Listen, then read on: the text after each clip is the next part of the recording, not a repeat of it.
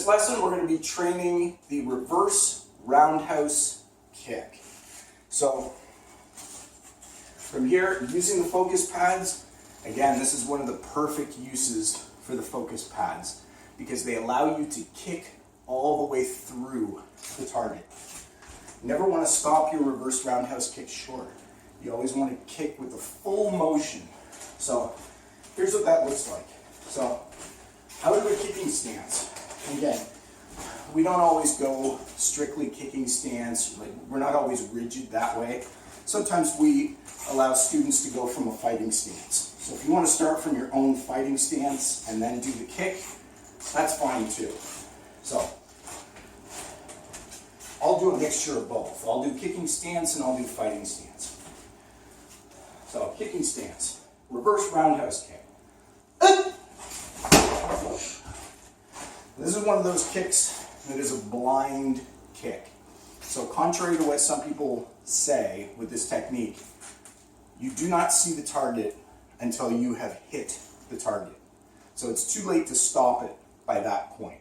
That's why it's a blind kick. So what you have to do with reverse roundhouse kick is you have to spot the target first and then begin your kick.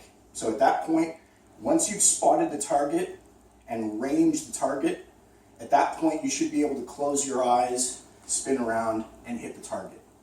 So long as it doesn't move, of course. If the target moves, then they're not going to be there, right? That's the risk that you take with any of the turning kicks where you have to take your eyes off your opponent. There's always a risk that if they pick up on it, they're not going to be there when you complete the technique. But if they are, they're going to get hit with a very powerful technique. So,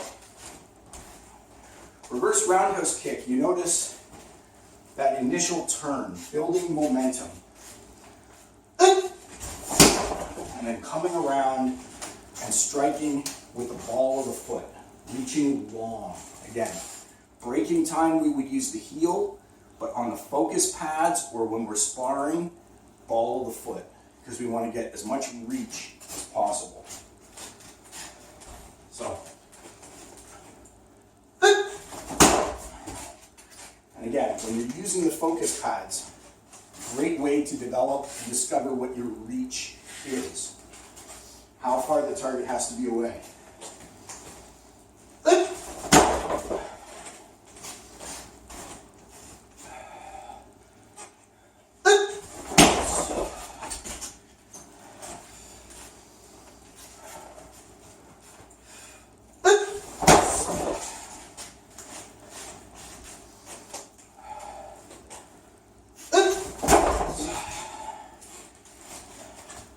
I'll get one more in there.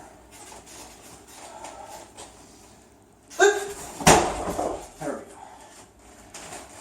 So, this is a technique that you're probably going to be much better on with one leg than the other. You still want to practice both sides, but one side, for me, my left side is my good side, my right side is my bad side with this technique. But we still practice both sides in class. So, even though it doesn't feel as great, you know, still have to come around, still have to work both sides.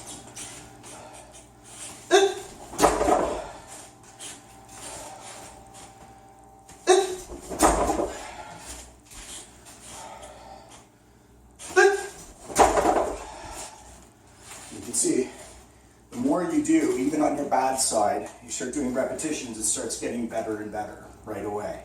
But one side is always going to be significantly better than the other as we start to get into some of the more advanced techniques in Taekwondo. It's just natural that you're always going to be better on one side than the other.